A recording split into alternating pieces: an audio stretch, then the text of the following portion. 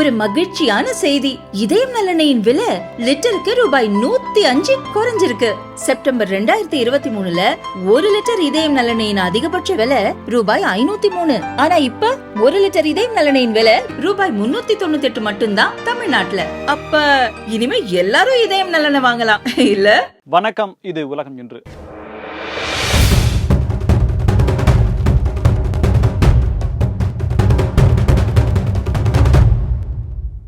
பாகிஸ்தானில் 9 பெட்டிகள் 450 பயணிகளோட பலுசிஸ்தான் மாகாணத்திலிருந்து பக்துன்குவா மாகாணத்துக்கு ட்ரெயின் போகுது. அந்த இடம் எப்படின்னு பார்த்தீங்கன்னா, மலைகளால் சூடப்பட்ட இடம், ட்ரை பிளேஸ், மரங்களோ வேற ரம்மியமான காட்சிகளோ அங்கே இருக்காது. 9 சுரங்கங்களுக்கு மேலே ட்ரெயின் உள்ளே பூந்து போகும். பொதுவாகவே அங்கே வேகமான ஒரு ரயில் பயணமாக அது இருக்காது. மணல், காற்றின் காரணமாக மணல்லாம் அதிகமாக அடிக்கும். ட்ரை பிளேஸ் அப்படிங்கிறதுனால ஒரு மிதமான வேகத்தில் தான் போடும். பல மாதங்களாக ஸ்கெட்ச் போட்டு அந்த ரயிலை கடத்தினார்கள் அப்படின்னு வந்த செய்தி உலக நாடுகள் எல்லாமே என்ன ட்ரெயினை கடத்திட்டாங்களா, என்ன நடக்குது பாகிஸ்தான் அப்படின்ற மாதிரி பாகிஸ்தானுடைய இமேஜ் உலக அரங்கில் ரொம்பவே பேசப்பட்டது. அந்த அளவுக்கு தீவிரவாதிகள், பயங்கரவாதிகள் நாட்டிற்கு எதிராக உருவாகி இருக்கிறார்கள் அப்படின்னு சொல்லி பலவாறு பேசப்பட்டது. என்ன நடந்துச்சு அப்படின்னா, அந்த மாகாணத்துலேருந்து இன்னொரு மாகாணத்துக்கு போகும்போது பெஷாவர் அப்படிங்கிற இடத்துல தாதர் பர்டிகுலராக அந்த இடத்துல தான் குண்டு வெடிச்சிருக்கு. ட்ரெயின் போகும்போது ட்ரெயினுடைய 2வது பெட்டி பக்கத்தில் குண்டு வெடிக்குது. குண்டு மறுபடியும் இன்னொரு குண்டு வெடிக்குது. இந்த குண்டு வெடித்த உடனே ட்ரெயின் நிற்குது. உடனே மலையினுடைய உச்சிகள், முகடுகள் இருந்த அந்த பலுசிஸ்தான் மாகாணத்தை பிரித்து தனி நாடாக கேட்கக்கூடிய பிரிவினைவாதிகள், எப்படி இந்தியாவில் காலிஸ்தான் பிரிவினைவாதிகள் இருக்காங்களோ அங்கே போல் அங்கே இருக்காங்க. இவங்க பயங்கரவாத செயல்களில் ஈடுபடுறாங்க, தீவிரவாதிகள் அப்படின்ற மாதிரிலாம் சொல்கிறாங்க. இவங்க உடனே வந்துட்டு ட்ரெயினை ஓட்டிட்டு வந்த லோக்கோ பைலட்டை கொண்டுறாங்க. ட்ரெயினில் இருந்த இராணுவ வீரர்கள் சிலர் பாதுகாப்பில் இருந்திருக்காங்க, அவங்களையுமே கொண்டுறாங்க. மொத்தமாக எல்லாரையுமே அப்படி பிடிச்சி வச்சுறாங்க. இதில் சில பெண்கள் மற்றும் குழந்தைகளை விடுவித்ததாகவும் சொல்லப்படுது. இல்லை அவங்களையும் பிடிச்சி வச்சுட்டாங்க அப்படின்ற மாதிரி சொல்லப்படுது. ஆனால் மொத்தமாக ஒரு 450 பேரை அவங்க பிடிச்சி வச்சுருக்காங்க. இதில் பாதுகாப்பு படையை சேர்ந்த சிலரும் இருந்திருக்காங்க. இவங்களில் சிலரையும் அவங்க கொண்டு இருக்காங்க. பிடித்த உடனே அவங்க பாகிஸ்தான் கவர்மெண்ட்டுக்கு 48 hours டைம் கொடுக்குறாங்க. எதுக்காக கொடுக்குறாங்க அப்படின்னா, இந்த பலுசிஸ்தான் மாகாணத்தை தனி நாடாக வேண்டும் அப்படின்ற கோரிக்கையை ஆதரிக்கக்கூடிய சமூக ஆர்வலர்கள் மற்றும் அந்த பிரிவினைவாதிகள், அரசியல்வாதிகள்லாம் ஜெயிலில் இருக்காங்க, பாகிஸ்தான் ஜெயிலில் இருக்காங்க.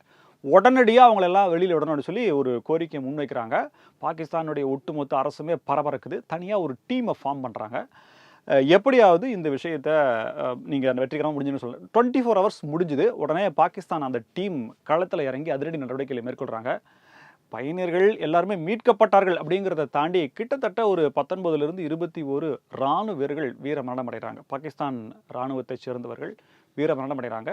அவங்களும் சில பயணிகளை, இராணுவ வீரர்களை கொண்டிருக்காங்க. எப்படியோ மீதமுள்ள கிட்டத்தட்ட 300க்கும் மேற்பட்ட 315 350க்கும் மேற்பட்டவர்கள் மீட்கப்பட்டிருக்கிறார்கள். உலக அரங்கில் பெருமூச்சு விடப்பட்டிருக்கு.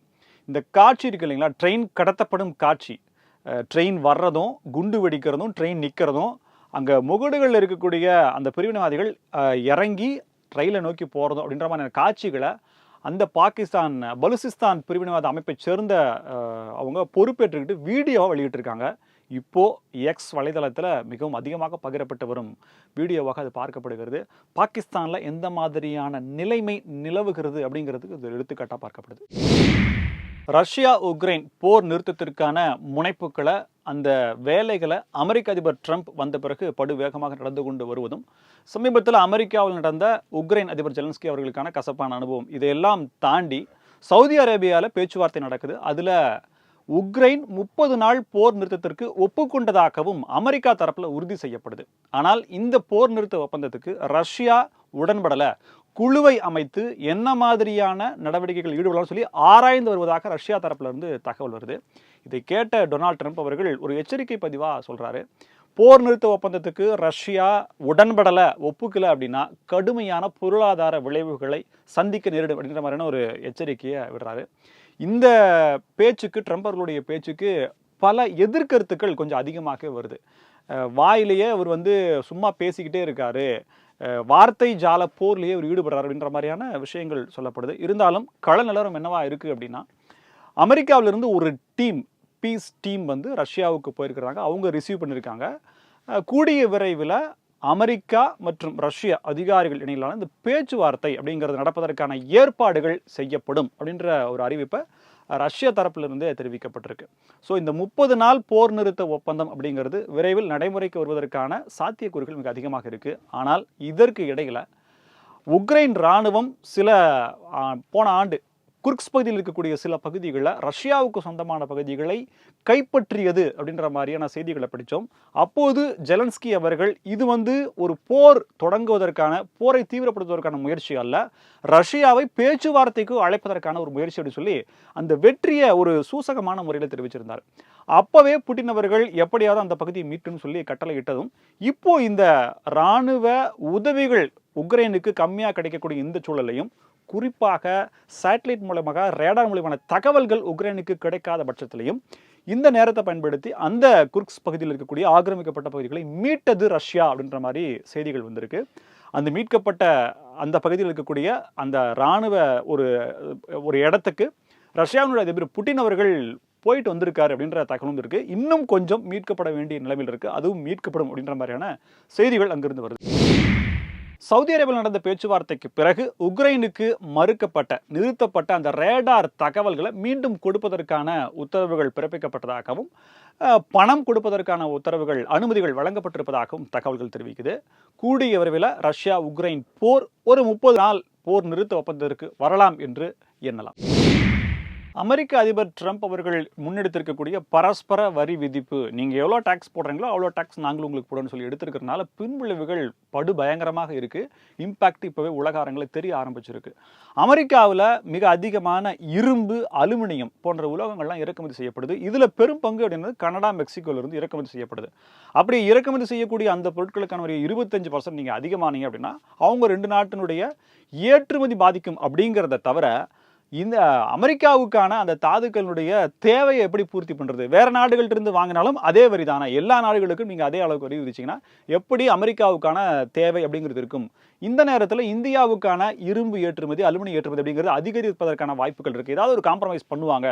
ஏன்னா நாம் அமெரிக்காவிட்டிருந்து அதிகமான பொருட்கள் வாங்குவது அப்படின்ற முடிவு வரும்போது இங்கிருந்து பொருட்களை அனுப்பலாமே அப்படின்ற மாதிரி ஒரு சாதகமான சூழலை இந்தியர்கள் பார்க்குறாங்க. ஆனால் ஐநா பொதுச்செயலாளர் அன்டோனியோ குட்டரஸ் இந்த விவகாரம் தொடர்பாக பொருளாதார பரஸ்பர வரி அப்படிங்கிறத ஒரு முன்னிட்டு காட்டி அவர் கருத்து தெரிவிச்சிருக்குது. அப்படிங்கிறது உலக அரங்கில் பேசு பொருளாக இருக்குது. என்ன அப்படின்னா, இந்த மாதிரியான டாக்ஸ் மூலியமாக அமெரிக்க அதிபர் ட்ரம்ப் அவர்கள் செய்யும் நடவடிக்கை அப்படிங்கிறது அமெரிக்கா மிக அதிகமான இழப்புகளை சந்திக்க நேரிடும் சொல்லி வெளிப்படையாகவே தெரிவிச்சிருக்காரு. கடந்த காலங்களில் ஐநா சீனாவுக்கு ஆதரவாக செயல்பட்டது அப்படின்னு சொல்லி அமெரிக்கா ஐநாவுக்கான பொருளாதார உதவிகளை கணிசமாக குறைச்சது. அதுவும் ட்ரம்ப் அவர்கள் வந்த பிறகு பகிரங்கமாகவே சீனாவுக்கும் ஐநாவுக்கும் தொடர்பு அப்படின்ற மாதிரியான செய்திகளை சொல்லியிருந்தார். இந்த நேரத்தில் ஐநா பொதுச்செயலாளர் குட்டரஸ் அவர்கள் அமெரிக்காவினுடைய நடவடிக்கையை விமர்சித்து பேசியிருக்கிறதும், உலக அரங்கில் அமெரிக்கா இந்த மாதிரி பண்ணுறதுனால, அதாவது பொருளாதாரமயமாக்கல் இருக்கும்போது பரஸ்பரம் நிதி இல்லாமல், அதாவது வரி இல்லாமல் இருந்தால் தான் மிக நல்லதாக இருக்கும். அதாவது எந்த நாடும் எந்த நாட்டுக்கும் என்ன தேவையோ அதை வாங்கிக்கணும், அதுக்கு வரி விதிக்கக்கூடாது அப்படின்ற மாதிரியான இருந்தால் மட்டும்தான் பொருளாதார சமநிலை அப்படிங்கிறது இருக்குன்ற கருத்தை அவர் தெரிவிச்சிருக்காரு. யார் கருத்து தெரிவித்தார்கள் அப்படின்றவரை என்ன மாதிரியான கருத்து அப்படிங்கிறது இப்போ பேசுபொருளாகி இருக்கு. அமெரிக்காவுக்கு எதிராகவே ஐநா பொதுச்செயலாளர் அன்டோனியோ குட்டரஸ் கருத்து தெரிவிக்கிறாரா அப்படின்ற மாதிரி அதை திரித்தும் பலர்களை தங்களுடைய தரப்பு கருத்துக்களை தெரிவிச்சுட்டு வர்றாங்க. உலக நிகழ்வுகளை உண்மை செய்திகளாக அறிந்து கொள்ள தொடர்ந்து இணைந்திருங்கள் தினமலருடன். இது உலகம் என்று. நன்றி நேயர்களே.